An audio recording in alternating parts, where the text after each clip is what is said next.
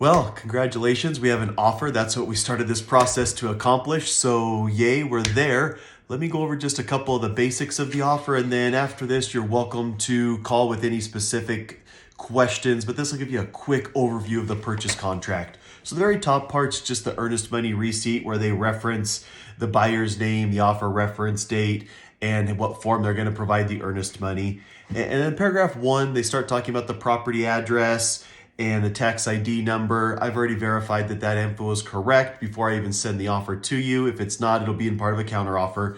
And then it goes into the included items. And so if your home has the following items, they're expected to be included in the sale. If they aren't there, it doesn't apply. So the things that you cannot take out of your home, and some of these are kind of funny, because obviously if it's in the contract, you know it's happened, right? So the first thing is the plumbing, the heating, the air conditioning fixtures and equipment, the solar panels, the ovens, the ranges, the hoods, the cooktops, the dishwasher, the ceiling fans, the water heater, the water softener, the light fixtures, and your bulbs. Even if they're LED bulbs, you gotta leave them. And the bathroom fixtures and the mirrors. The window coverings, including curtains, draperies, rods, window blinds, shutters, window and door screens, storm doors, windows, awning, satellite dish, and installed TV mounting brackets. So a big bracket, take the TV, leave the bracket, don't leave those big old holes. And ceiling mounted speakers for the same reason. Affixed carpets, automatic garage door opener, and the transmitters. Security system, fencing, landscaping, and then below that they'll ask for if they wanted the washer, the dryer, the refrigerator, anything extra. Then they also ask about in that paragraph what is excluded, or if there's any water rights or shares included in the sale. If there's water rights, I always prefer to clarify what is for sure included in an addendum.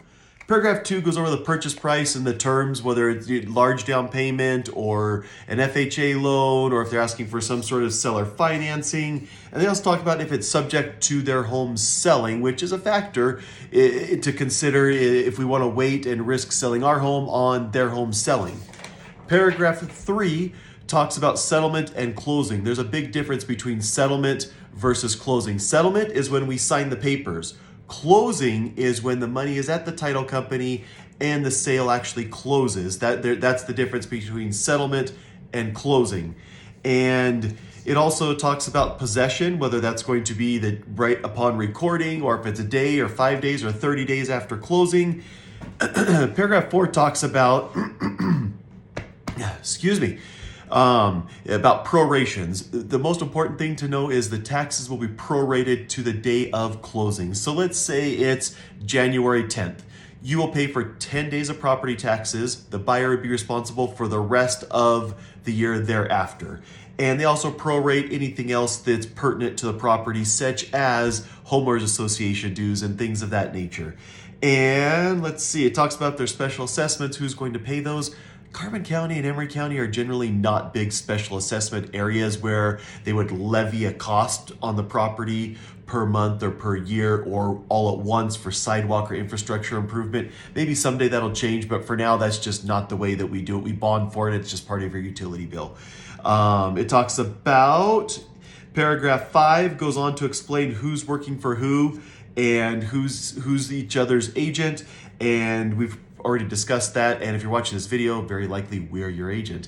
And it talks about title insurance, says that you're going to guarantee clear title to the property and you will provide title insurance. And we will send you a net sheet that'll have what that breakdown is going to be to you. And it also talks about how you are not allowed to re-rent out the property or sign any leases on the property between now and closing. That you don't want to complicate the sale with that. If you do, the buyer has to agree in advance. Very seldomly does that come up, but just the same, don't rent out your house. Even short-term bookings, if it's an Airbnb, the buyer, once we're under contract, has to approve those so it doesn't conflict with possession and things of that nature. Next one talks about seller disclosures. There's several things you must provide the buyer. First of all, the seller property condition disclosure. We'll get that to you in the email. It's a 7-page document that basically asks you a whole bunch of questions about what you know about the property. Very, very important to be very thorough. This is not something to rush through. This document is what will land you in court the most. So make sure it's thorough, make sure it's complete, make sure you don't leave out any silly little problem. Even if you've corrected it, disclose it. Disclose, disclose, disclose, disclose. Even if your kids left the hose running and you got some water in the basement and it's not a real problem, disclose it so that there's not ever any issues that pop up after closing. This is our chance to explain it so that if there ever is a problem, you can say, well, yeah, we told you about it and you still chose to purchase it. So make sure you're very thorough on that. If your home was built prior to 78, we have to provide them a lead disclosure. If you're with the Metzger team, you already filled that out at the time of listing because it's easier to get it then, provide it to the buyer's agent to submit with the offer. So that should already be done. We have to order a title report. We take care of that. You just need to make sure to clarify which title company that you want. There's Professional Title and Southeastern Title locally, or if you want to go well out of the area, there's definitely the options there. And if there's any CC&Rs, building restrictions for the subdivision, we take care of getting that, just like we take care of ordering the title report, following through and make sure that gets done in a timely manner. Next thing is, if you're part of a homeowners association, we've got to give them minutes of the last meeting and budget. We take care of getting that also, but make sure to remind us that you're in a homeowners association if you are. And if there's any long-term leases or short-term leases or management agreements for the property, we need to get those to them. If we manage it, of course, we already have that info and we're going to take care of it. If we don't, and it's something you take care of on your own, get that info to us so we can provide it to the buyer. If there is any water rights or shares, we need a copy of those. We should probably already have that in the file, but if for some reason we don't, shoot, make sure to take a picture and text it to us or scan it and send it to us or drop by. We'll make a copy, whatever method of getting that to us is necessary. And if you know of any environmental problems or building or zoning code violations or anything like that, you need to tell us. If you're not a U.S. citizen, you need to tell us because there are certain tax laws we have to follow. That's paragraph 7.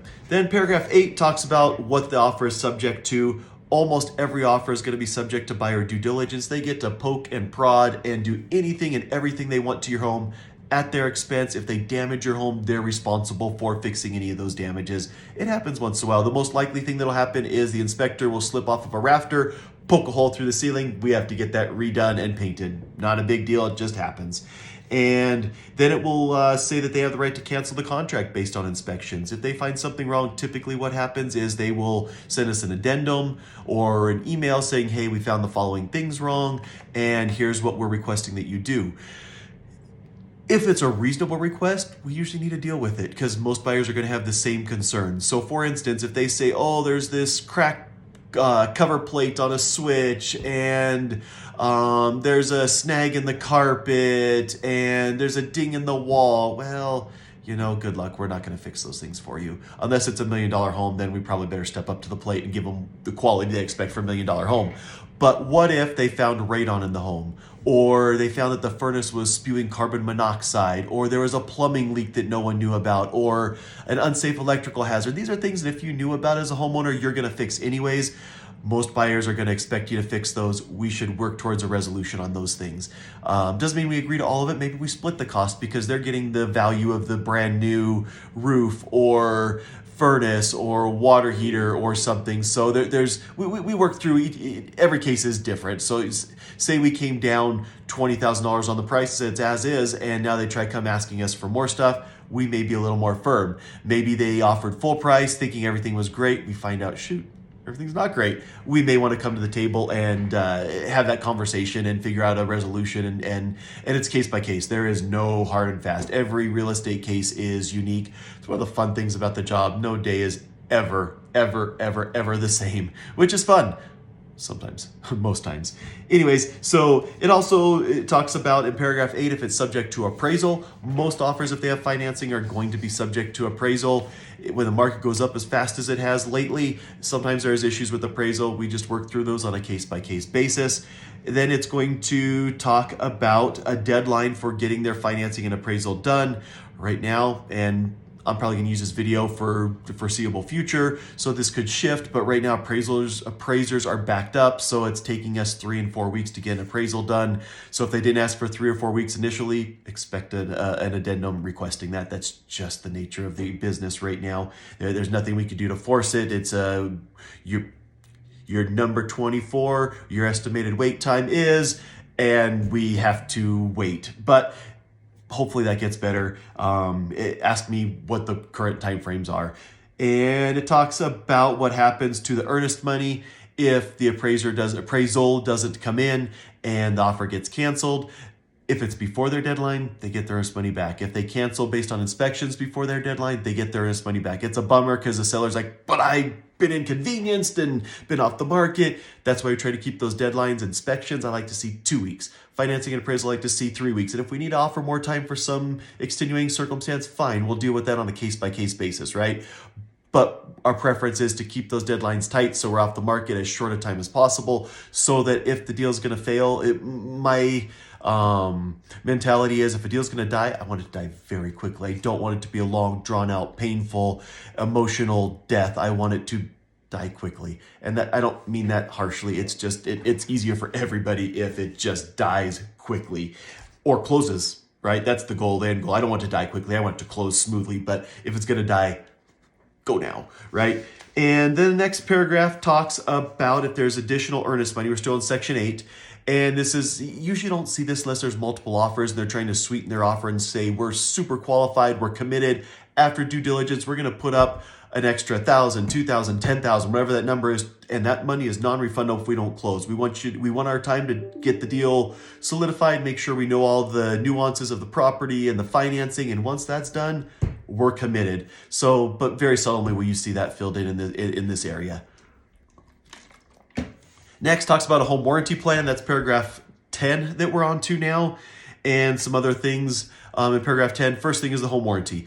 Most offers, like 98% of offers, are going to ask for a home warranty. It covers if the fridge, the stove, the furnace, the water heater, some basic plumbing and roofing issues. If they go out 1 year after closing, the buyer pays a copay and the home warranty company comes in and fixes or repairs whatever it takes to get that back, or replaces rather, fixes to get that appliance component of the home back up and running. So it's a one-time fee. Typically they ask for the $550 warranty. If the offer is good, then we should go for it. And if the offer is bad, then we need to kibosh that. So anyways, that's just a negotiable item, but plan on paying for one because most offers ask for it.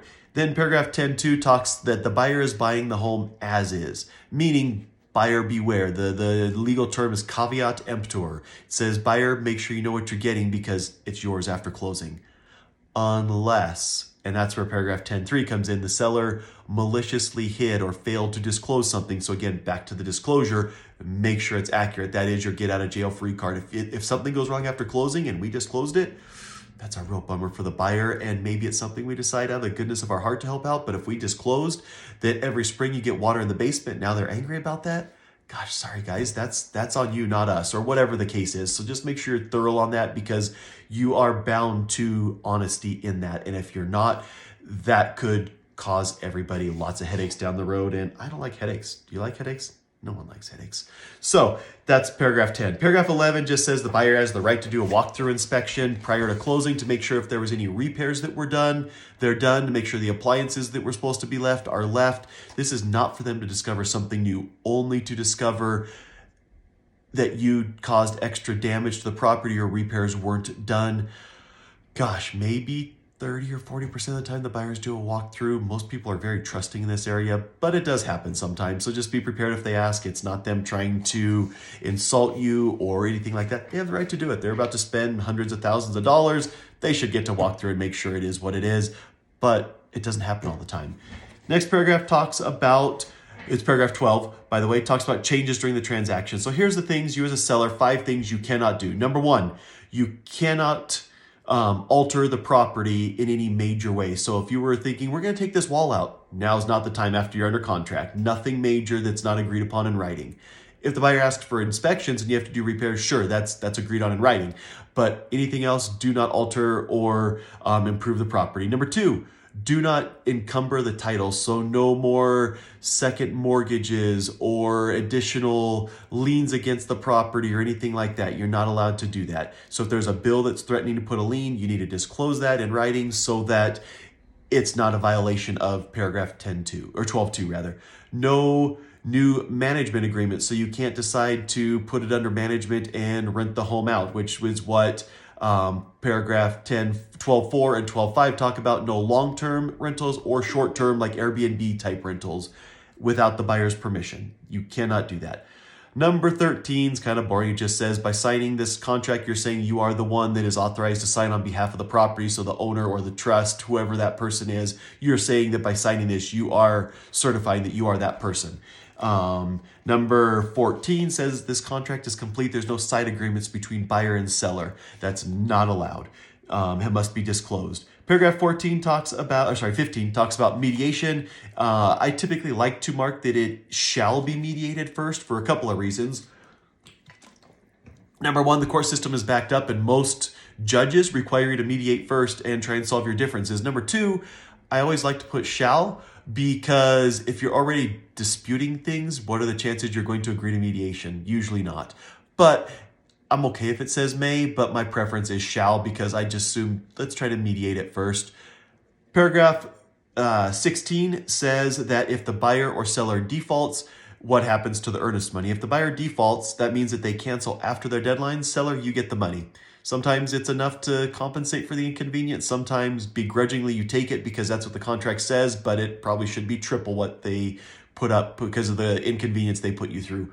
The contract's fairly buyer friendly. Sorry, that's just the way the state of Utah prepares them. And I guess if you're the one spending 100, 200, 300, 500,000, it probably should be buyer friendly at some level.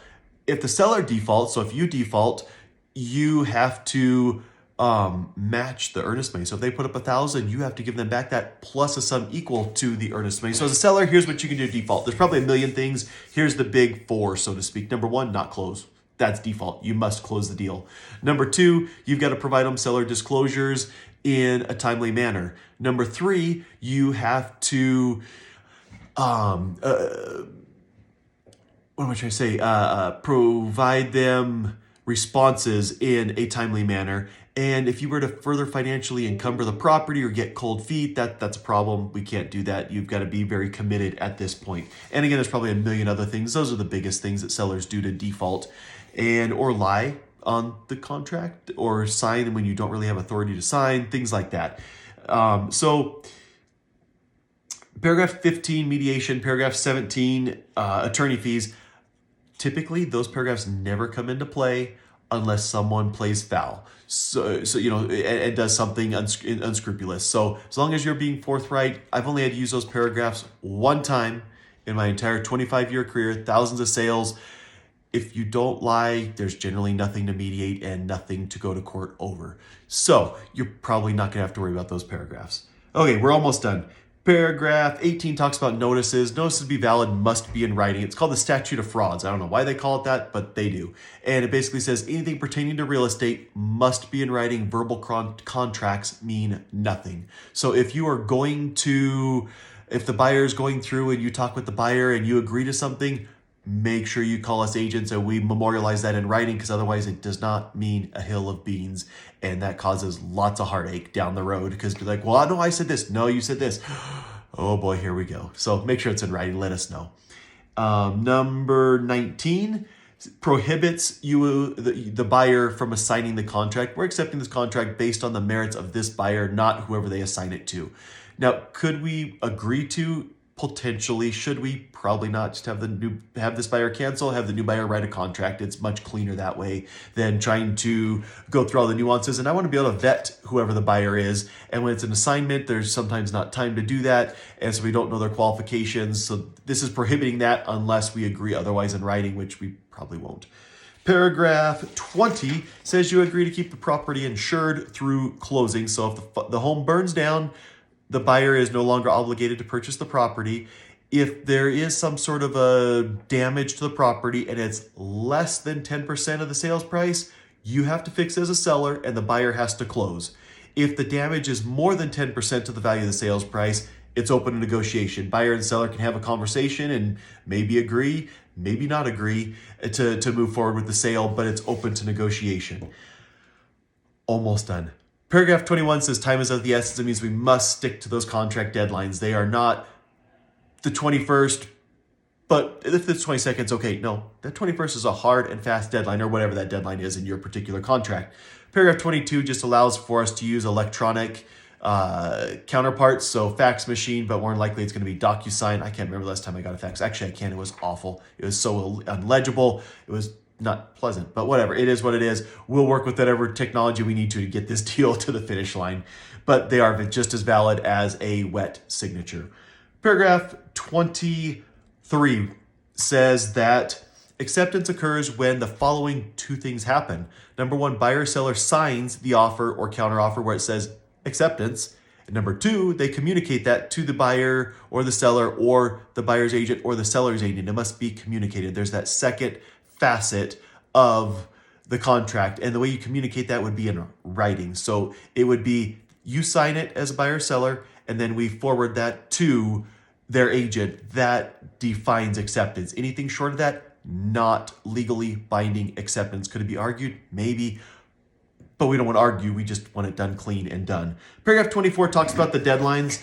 Paragraph 24A is the seller disclosure deadline. That's your deadline to provide the 7-page seller disclosure and the title report. So we usually need, a week, 10 days to get that done. Mostly the title report. The disclosure we should be able to provide immediately. Paragraph 24B is the due diligence deadline. This is the buyer's deadline to complete any and all inspections and resolve the results of those. If they, say they have them done by the deadline but don't send an addendum till after, maybe out of the kindness of our heart we do something, but we are not obligated once that deadline passes.